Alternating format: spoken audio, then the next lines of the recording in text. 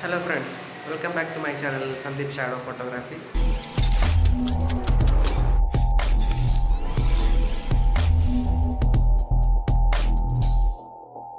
അപ്പോൾ ഇന്നലെ ചെയ്ത ഒരു വീഡിയോൻ്റെ കമൻറ്റിൽ ഒരാൾ കമൻറ്റ് ചെയ്തായിരുന്നു സ്കിൻ സ്മൂത്തനിങ്ങിൻ്റെ ഒരു വീഡിയോ ചെയ്യണം. അപ്പോൾ ഇന്നത്തെ വീഡിയോ സ്കിൻ സ്മൂത്തനിങ് ആണ്.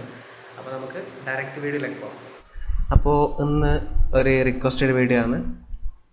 ലാസ്റ്റ് കണ്ട ഒരു സബ്സ്ക്രൈബർ പറഞ്ഞു റീടച്ച്, അതായത് സ്കിൻ സ്മൂത്തനിങ് പോലുള്ള വീഡിയോസ് ചെയ്യാൻ പറ്റുമോ എന്ന് ചോദിച്ചു. അപ്പോൾ ചെയ്യാമല്ലോ.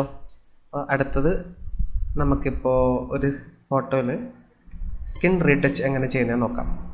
ഓക്കെ, ഇപ്പോൾ ഇതാണ് ഫോട്ടോയുടെ ആദ്യം ഒരു ലെയർ എടുക്കാം, ഒരു ഡബിൾ ലെയർ ചെയ്യാം. അതിലേക്ക് കൺട്രോൾ-I ഇൻവേർട്ട് ആക്കാം. അതിനുശേഷം ബ്ലെൻഡിങ് ഓപ്ഷനിൽ പോയിട്ട് വിവിഡ് ലൈറ്റ് കൊടുക്കാം.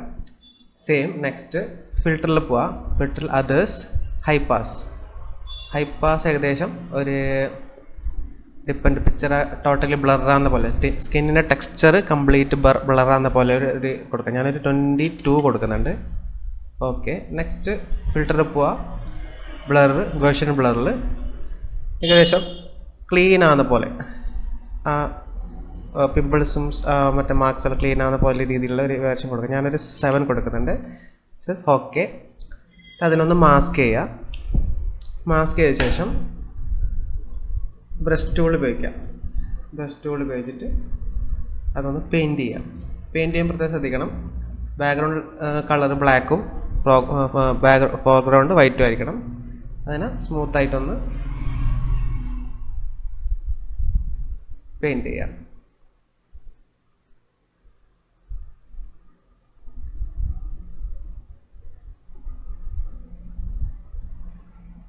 അപ്പോൾ ഈ സൂം ചെയ്തിട്ട് പെയിൻറ്റ് ചെയ്യുമ്പോൾ നമുക്കത് മനസ്സിലാവില്ല, പക്ഷെ സൂം ഔട്ടിലാണ് മാജിക് നടക്കുന്നത്. അപ്പോൾ നോർമലുള്ള പോലെ കാണും. ഇത് ഒരു നാച്ചുറൽ സ്കിൻ സ്മൂത്തനിങ് ആണ്. അത് ചെയ്ത പോലെ ഒന്നും തോന്നില്ല. കുറച്ച് അവർക്ക് ആ പിമ്പിൾസും മാർക്സ് എല്ലാം പോയി കഴിഞ്ഞാൽ അവരുടെ ഫേസ് എങ്ങനെ ഉണ്ടാവും അതുപോലെ.